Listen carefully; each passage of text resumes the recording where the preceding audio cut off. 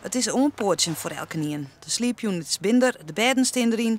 Maar de televisiehoeken, de eetromte en ik het medisch centrum wordt Joet nog inrichten. Tijd is haast te kwad.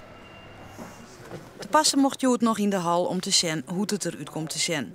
Vanaf morgen net meer, dan is het wenhoes van de vluchtelingen. 35 man personeel van het COA zullen de vluchtelingen begeleiden. 15 daarvan hebben ondervinding, de rest net. Normaal gesproken gebruiken we daar ongeveer een maand de tijd voor met allerlei verplichte trainingen. BHV, agressiebeheersing, jihadisme, noem maar op. Dat lukte nu niet, want we hebben ze vorige week aangenomen. We zijn met deze club deze week door de processen heen gelopen. En daarna zijn we naar Assen gereden met de bus en hebben we laten zien hoe het proces zou moeten plaatsvinden. Of ook hier zou eruit moeten komen te zien. De indeling van de units is ik nog net heel bekend. Dat wordt vooral uitzieken.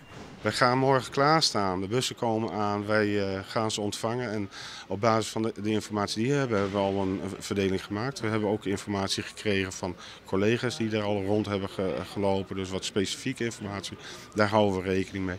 En dan moeten we maar gaan kijken van wat we niet op papier hebben staan, maar wat wel binnenkomt. Dat zullen we hartelijk welkom heten en ook een plek geven. En ik oren ben druk dwaande met tarierings. Er zijn een heel soort initiatieven.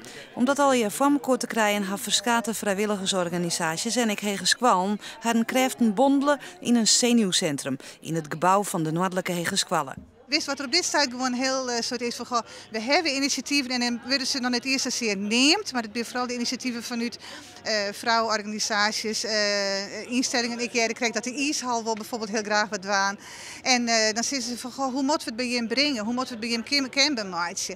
En dan kunnen we vanuit Joert zeggen, meld het op je site en daar kun je gewoon alles kwijt was te brengen heeft. We willen wat doen.nl is de site en via die site komt alles bij het COA terecht en kunnen initiatieven ontplooid worden. En de eerste ideeën die streamen binnen.